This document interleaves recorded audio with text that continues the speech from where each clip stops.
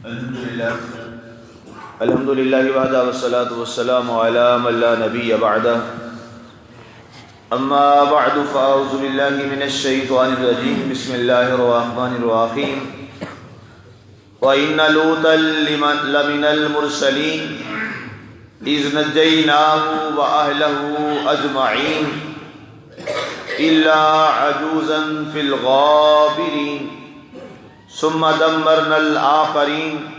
وَإِنَّكُمْ لَتَمُرُّونَ عَلَيْهِمْ مُصْبِحِينَ وَبِاللَّيْلِ أَفَلَا تَعْقِلُونَ۔ اور بے شک لوط علیہ السلام رسولوں میں سے ہیں، یاد کرو جب ہم نے نجات بخشی انہیں اور ان کے سب لوگوں کو، مگر ایک بڑھیا بچھڑ جانے والوں میں ہوئی، پھر تباہ کر دیا ہم نے اوروں کو، اور بے شک تم گزرتے رہو گے ان پر صبح میں اور رات میں، تو کیا تم عقل سے کام نہیں لیتے؟ آج ہماری سورہ صافات کی آیہ مبارکہ 138 تک کی تلاوت و ترجمہ کا شرف نصیب ہوا، اور یہاں پہ یہ رکوع بھی مکمل ہوا۔ کل ہم حضرت سیدنا الیاس علیہ السلام کے حوالہ سے ہم گفتگو تفصیلاً کر رہے تھے، اور اس کے بعد درمیان میں اللہ تعالیٰ کے پاک نبی حضرت سیدنا لوط علیہ السلام کے ذکر کی جانب ہم بڑھتے ہیں۔ اس میں تفصیل کے ساتھ سورۃ اعراف کا درس بھی اس پہ میں نے دے دیا تھا، آیت نمبر غالباً 81 سے یہ کوئی 87-88 تک، اور سورۃ ہود میں بھی اس کی تفصیل پہلے درس میں گزر چکی ہے۔ یہاں پر اس کی اتنی وضاحت بتانا ضروری ہے، اللہ کے نبیوں اور رسولوں کا ذکر چل رہا ہے، اور جس تفصیل کا میں نے پرسوں ذکر کیا کہ اللہ تعالیٰ نے اس انداز میں اس ترتیب کے ساتھ اس دنیا پر اللہ نے رسولوں کو مبعوث فرمایا، تو جناب سیدنا لوط علیہ السلام کو اللہ تعالیٰ نے جب بھیجا تو اس وقت قوم کی جو حالت تھی وہ ایک عجیب مزاج میں ڈوبی ہوئی، گمراہی اور دلالت ان میں ایک نقطہ عروج تک تھی۔ آپ نے انہیں بار بار بلایا، آپ نے انہیں تبلیغ فرمائی، لیکن وہ ایک اس برے فعل کے اندر اس قدر ڈوب چکے تھے اور اس قدر اس برائی میں وہ آگے بڑھ چکے تھے، اور ساتھ دکھ اور افسوس کی بات یہ ہے کہ ان کی جو بیوی تھی وہ بھی قوم کے ساتھ مل گئی، اور لوط علیہ السلام نے سب سے پہلے اپنی بیوی کے ساتھ بہت ساری تبلیغ کے حوالہ سے گفتگو کی اور فرمایا کہ تمہارے اوپر سب سے پہلے یہ ضروری ہے اور میرے لیے یہ لازم ہے کہ سب سے پہلے میں گھر سے تبلیغ کا آغاز کروں، اور شریعت کا اصول بھی یہی ہے۔ قرآن پاک کی جو ہے مبارکہ ہے اس میں جو واضح طور پہ لکھا ہے یا ایھا الذین آمنوا لم تقولون ما لا تفعلون، اے ایمان والو وہ تم کیوں نہیں کرتے جو دوسرے لوگوں کو کہتے ہو۔ انسان کو سب سے پہلے اپنی ذات سے شروع کرنا چاہیے، جو اصول ہے تبلیغ کا، عمل کا،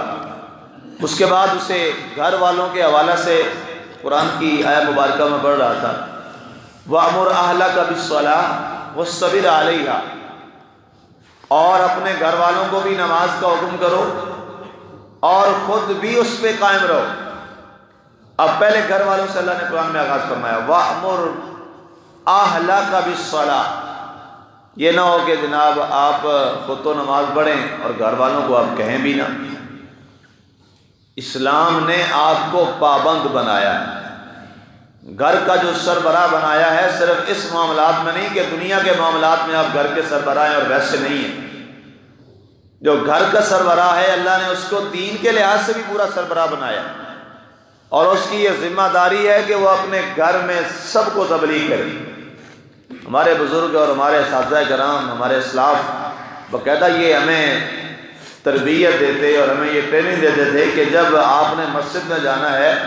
تو مسجد میں آنے سے پہلے آپ نے پورے گھر میں آواز لگا کے آنا ہے، ایک ایک کو آپ نے آواز دینی ہے کہ آئیں جناب نماز کا وقت ہو گیا ہے، سو رہے ہیں ان کو جگائیں، ان کو آواز دے کے کہیں کہ اٹھ جائیں نماز کا وقت ہو گیا ہے۔ ہاں یہ آپ کی ذمہ داری ہے جتنا ممکن ہو سکے اس کو سختی کے ساتھ بھی، جہاں تک جو ممکن ہے مصلحت کے ساتھ بھی، محبت کے ساتھ بھی، پیار کے ساتھ بھی ان معاملات کو چلایا جا سکتا ہے۔ لیکن بہرحال یہ میں عرض کروں کہ گھر کے سربراہ پر گھر میں تبلیغ کرنا اس پر فرض ہے، یہ قرآن نے اس پہ لاگو کیا۔ وَأْمُرْ أَهْلَكَ بِالصَّلَاةِ وَاصْطَبِرْ عَلَيْهَا، گھر والوں کو حکم کیجئے اور خود بھی اس پہ قائم رہیے۔ سرکار دو عالم صلی اللہ علیہ وآلہ وسلم کی اگر سیرت طیبہ کا مطالعہ کیا جائے اور دیکھا جائے تو آپ کو اس کا عملی نمونہ اور عملی ثبوت آپ کی زندگی میں نظر آئے گا۔ سرکار دو عالم صلی اللہ علیہ وآلہ وسلم اپنی ازواج مطہرات کو اور اپنی صاحبزادیوں کی ظاہر ہے اس قدر تو تربیت کی تھی کہ آپ کی صاحبزادی خاتون جنت سیدہ فاطمہ الزہرا رضی اللہ تعالیٰ عنہ کیا فرماتی ہیں؟ ساری رات عبادت کرنے کے بعد جب فجر کی مؤذن نے اذان دی تو بارگاہ خدا میں سر سجدے میں ڈال دیا اور فرمایا، عرض کی اللہ کی بارگاہ میں، اے اللہ تو نے اتنی چھوٹی رات بنائی کہ تیری فاطمہ کا سجدہ ہی پورا نہیں ہوا۔ یہ تربیت تھی نا بارگاہ مصطفیٰ سے، یہ آپ نے اس قدر شوق ڈال دیا ان کے اندر۔ اور آقا کریم علیہ الصلوۃ والسلام نے اپنی صاحبزادیوں کے اندر، اپنی بیویوں کے اندر آپ نے اس قدر تربیت ڈالی کہ ان کے اندر عبادت کا پھر اتنا شوق آ گیا۔ اور وہی ایک تصویر ہمیں دوبارہ نظر آئی سرکار دو عالم صلی اللہ علیہ وسلم کی کہ سرکار جیسے ساری رات اللہ کی عبادت میں کھڑے رہتے اور آپ کے پاؤں متورم ہو جاتے تو اللہ نے فرما دیا کہ اے پیارے حبیب قم اللیل الا قلیلا، آیا مبارکہ نازل فرمائی۔ آئیے وہی تصویر ہمیں آپ کی صاحبزادی میں نظر آتی ہے تو دنیا آج بھی کہتی ہے کہ سرکار دو عالم صلی اللہ علیہ وآلہ وسلم کو نبی اور رسول کمال تھے تو بیٹیوں میں پھر خاتون جنت بیٹی بھی کمال تھی۔ اس جیسی کائنات میں کوئی بیٹی نہیں ہوئی۔ دنیا کا اس پہ اتفاق ہے، مسلم ہوں یا نان مسلم ہوں، تمام کا اس بات پہ اتفاق ہے کہ سرکار دو عالم صلی اللہ علیہ وسلم کی صاحبزادیوں جیسی صاحبزادی بھی رب نے کائنات میں کوئی نہیں پیدا کی۔ اگر وہ بے مثال تھے اور ہیں اور رہیں گے تو آپ کی اولاد کو بھی رب نے بے مثال بنایا اور آپ نے وہ تربیت کر کے دکھائی۔ اور خود آپ ارشاد فرماتے تھے، فرمایا علموا اولادکم محبت الرسول، اے لوگو شروع سے ہی اپنے بچوں کو اپنی اولاد کے اندر رسول اللہ کی محبت پیدا کر دو۔ ہمارے یہاں کیا ہے جناب، عام طور پہ جی ٹی وی لگا کے دے دیا بچے کو جناب، اس پہ عجیب چیزیں لگا کے دے دی جناب، یہاں تک میں نے جناب وہ جی کسی غیر عورت کی آواز نہ پڑے، وہ جو ٹی وی میں وہ اپنی، وہ جی فلاں صاحب کے پاس ہم گئے تھے جی، انہوں نے ہمیں وہ تعویذ بھی دیا ہے۔ یہ جو لوگ مجھ سے ملتے ہیں ظاہر آتے ہیں لائبریری میں، وہ جی فلاں کے پاس بابے کے پاس ہم گئے تھے، انہوں نے ایک تعویذ دیا ہے اور کہا جی کسی اور عورت کی جو آواز ہے وہ کان میں نہیں پڑنی چاہیے، وہ کہنا یہ مسئلہ ہو جائے گا۔ تو میں نے کہا پھر کیا کرتے ہیں؟ کہتے جی وہ اس کو وہ کارٹون لگا کے دے دیتے ہیں۔ استغفر اللہ العظیم، اللہ ان کو بھی ہدایت ہے جنہوں نے یہ دین کے نام پہ ڈھونگ رچا رکھا ہے اور ہمارے مسلک کا بیڑا غرق کر رہے ہیں، برباد کر رہے ہیں ہمارے مسلک کو۔ اب جناب جواب ہمیں دینے پڑتے ہیں وہاں پہ، وہ جی تمہارے ہاں وہ جاہل پیر ہیں، فلاں ہیں۔ خدا را یہ بھی دیکھا کرے، اس کے پاس جاؤ جس کو اللہ رسول کا پتہ۔ یہ کب تک ہم جہالت میں رہیں گے؟ بچپن سے آغاز سے اپنی اولاد کو دین کی محبت ان کے دلوں میں ڈال دو، انہیں بچپن سے یہ چیزیں سکھا دو، وگرنہ جب بڑے ہو جائیں گے بڑے مشکل ہو جائیں گے۔ پھر لوگ آگے شکایت کرتے ہیں کیا کریں جی وہ اسراء پہ آ نہیں رہے۔ اس کا مطلب یہ کہ آغاز میں کہیں کمی رہ گئی۔ بچپن سے اپنی اولادوں کے اندر محبت پیدا کر دیجیے اللہ اور اللہ کے رسول کی، ان کے سامنے قرآن پڑھیے، ان کے سامنے اچھی اچھی باتیں کیجیے، حتیٰ کہ یہاں تک کہا گیا ہے کہ اپنی اولاد کے سامنے میاں بیوی بھی آپس میں کوئی لڑائی جھگڑا نہ کریں، ورنہ اس کا برا اثر آپ کی اولاد پہ پڑے گا۔ ظاہر ہے آپ تو میاں بیوی کے طور پہ بات کر رہے ہیں، کوئی اچھا برا لفظ اس نے کہہ دیا، کوئی اچھا برا لفظ آگے آپ نے کہہ دیا، کراس کوشچننگ شروع ہو گئی۔ ظاہر ہے آپ تو اس لیول میں کھڑے ہیں بیوی مرد کو کچھ نہیں سمجھ رہی، مرد بیوی کو کچھ نہیں سمجھ رہا، تو جو منہ میں آیا کہنا شروع کر دیا۔ لیکن اولاد کے لیے تو دونوں ماں باپ ہیں، ایک جنت ہے، ایک جنت کا دروازہ ہے۔ تو کل جو وہ بات سنے گا، کل وہ باپ سے وہی بات کہہ دے گا جو بیوی نے اس کو کہی تھی،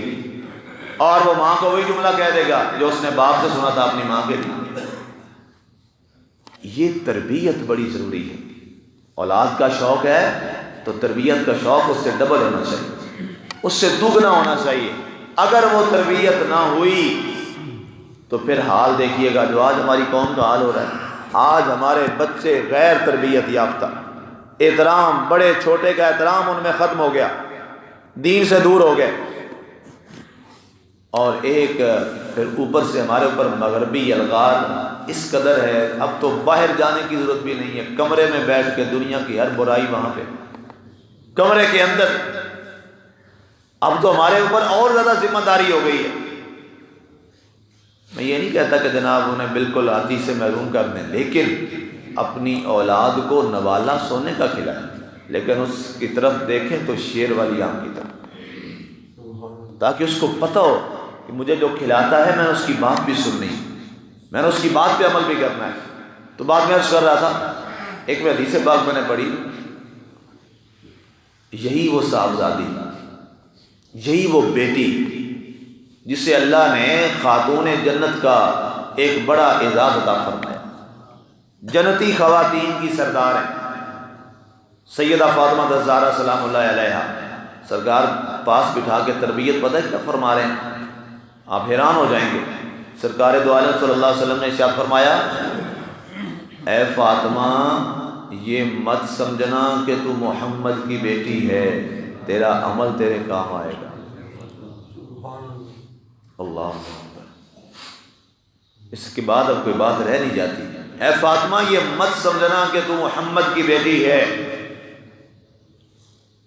تجھے بھی اللہ کے حضور حساب و کتاب دینا ہوگا اور اپنے اعمال لے کے جانا ہوگا۔ اور پھر دوسرا واقعہ، جب آپ نے عرض کیا کہ ابا جان اب تو بڑی فلاں غزوہ سے آپ کے پاس لونڈیاں آئی ہیں اور آپ کی بیٹی سارا دن چکی چلاتی ہے اور میرے ہاتھ جو ہیں وہ اس قدر سن ہو جاتے ہیں، اب تو نشان بھی پڑ گئے ہیں ابا جان، اگر مجھے ایک لونڈی آپ عطا فرما دیں یا 2 لونڈیاں عطا فرما دیں، باقی کو بھی تو آپ دیتے ہی ہیں،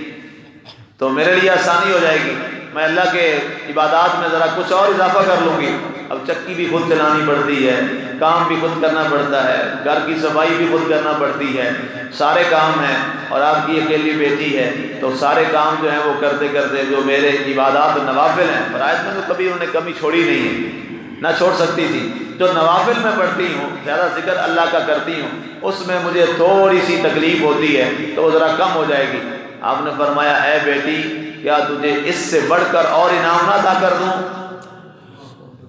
آپ نے کہا جی ابا جان ضرور۔ آپ نے فرمایا، آؤ میں تمہیں تسبیح عطا کرتا ہوں، یہ تسبیح پڑھو گے، یہ دنیا اور زمین آسمان سب سے بڑھ کر اس کا انعام ہے۔ تو آپ نے آپ کو تسبیح فاطمہ عطا فرمایا، جو ہم پڑھتے ہیں سبحان اللہ 33 بار، الحمدللہ 33 بار اور 34 بار اللہ اکبر، یہ تسبیح فاطمہ کہلاتی ہے، یہ سرکار نے عطا فرمائی۔ اچھا، بیٹی نے لونڈیاں مانگی ہیں کام کے لیے اور باپ نے کیا عطا فرمایا ہے؟ ذکر عطا فرما دیا۔ اور پھر بھی تربیت کیا کی کہ بیٹی نہیں، یہ نہیں مانگنا، مجھ سے جب بھی مانگنا ہے تو رب کا ذکر مانگنا۔ یہ واقعات ہمیں صرف واقعات نہیں سمجھنے چاہیے، ہمیں ان کو سن کر اس کی پریکٹیکلی امپلیمنٹیشن جو ہے وہ ہمیں اپنی فیملی پہ کرنی چاہیے، تاکہ ہمارا معاشرہ جو ہے وہ سدھر جائے۔ یہ مت کہیں کہ جناب فلاں ٹھیک ہو جائے گا، یہ ٹھیک نہیں، ہر ایک شخص اپنے اپنے گھر سے شروع کر لے، ایک دن آئے گا ہمارا پورا معاشرہ درست ہو جائے گا۔ اور وہ بے روی آج ہمارے معاشرے میں ہے کہ ہم دوسروں پہ انگلی اٹھاتے ہیں، فلاں کا بیٹا، فلاں کی بیٹی، اپنی طرف نہیں دیکھتے، ہمارا بیٹا، ہماری بیٹی وہ کیا کر رہی۔ ہم جب انگلی کی بجائے اپنی طرف انگلی کریں گے کہ ہمیں ٹھیک ہونا ہے اور مجھے ٹھیک ہونا ہے اور مجھے اپنے گھر کو ٹھیک کرنا ہے، تو انشاءاللہ دیکھیے گا جب ہر شخص یہ ذمہ داری اٹھا لے گا تو الحمدللہ بہت جلد ہمارا معاشرہ خوبصورت معاشرہ بن جائے گا۔ لیکن اس کے لیے ہمیں اپنا قدم اٹھانا ہوگا۔ تو آپ نے بڑی کوشش کی، بہت کوشش کی، لیکن ظاہر ہے اللہ کا فیصلہ ہے، جن دلوں پر مہریں لگ گئی ہوں پھر ان دلوں کو پھیرنا تو رب کا ہی کام ہے، رب پھیر دے تو پھرتے ہیں وگرنہ نہیں پھرتے۔ بڑی کوشش کی، لیکن اس پہ بھی تفصیلاً میں نے آپ سے بات کی تھی کہ وہ کیا کرتی تھی ان کی جو بیوی تھی۔ جب آپ کبھی بلاتے اپنے ماننے والوں کو اکٹھے ہوتے اور وہاں پہ نوجوان ہوتے تو ان کی بیوی پیچھے چپکے سے دوسرے راستے سے نکل کر اپنی قوم میں چلی جاتی، انہیں کہتی کہ اب ان کے پاس فلاں جو ہیں وہ بچے اور نوجوان آئے بیٹھے ہیں، تو وہ ظالم لوگ آ کے آپ کے دروازے توڑتے۔ ایک دفعہ آپ کے پاس ملائکہ، یہ واقعہ بھی میں نے وہاں پر عرض کیا تھا اس درس میں، ایک دفعہ آپ کے پاس اللہ کے فرشتے موجود تھے تو وہ نوجوانوں کی شکل میں آئے، تو ان کی بیوی دوڑ کے گئی اور انہوں نے جا کے یہ کہا، اس کے بعد انہوں نے جب توڑا اور جب ان پہ آخری ایک وقت کا عذاب آیا وہ بھی اسی بنیاد پہ آیا تھا کہ آپ کی جو بیوی تھی وہ دوڑ کے ان کے پاس گئی، انہوں نے جا کے یہ خبر دی۔ تو اللہ تعالیٰ نے ارشاد فرمایا اس کے بعد ہم نے ان تمام کو تباہ کر دیا۔ تباہ کیا ہوا، سب سے پہلے ان کے پانی کے جو ذائقے ہیں وہ کڑوے کر دیے، پھر جن راستوں سے وہ گزرتے تھے ان راستوں کے اندر بدبو پھیلا دی، بدبو پھیل گئی پورے راستوں میں جہاں سے وہ گزرتے تھے۔ آگے ارشاد ہوا ثم دمرنا الآخرین وإنکم لتمرون علیہم مصبحین، جب صبح کے وقت وہ اٹھے تو ان کا حال یہ ہوا کہ پوری کی پوری قوم جو ہے وہ تباہی اور بربادی میں ایسی ڈوب چکی تھی کہ وہ تڑپ تڑپ کے مر رہے تھے، اور اس کے بعد اپنے گھروں میں یہ چیخ و پکار کے ساتھ وہیں برباد ہو گئے۔ اور فرمایا صبح جب وہاں سے ایمان والے گزرے اور انہوں نے دیکھا کہ ان کی وہ حالت تھی کہ ان کے گھر ہی ان کی قبریں بنے پڑے تھے، برباد ہوئے پڑے تھے۔ اللہ نے فرمایا اے پیارے حبیب ان کو بتاؤ تمہاری نسل کے لوگ تھے جو وہاں سے گزرتے تھے، کیا وہ باتیں تم تک نہیں پہنچی؟ اے عرب والوں تم تک وہ باتیں بھی پہنچی تھی کہ جنہوں نے نبی کی بات کو تسلیم نہ کیا ان کا ہم نے یہ حال کر دیا۔ اور افلا تعقلون، کیا تمہیں عقل نہیں آ رہی اس بات کی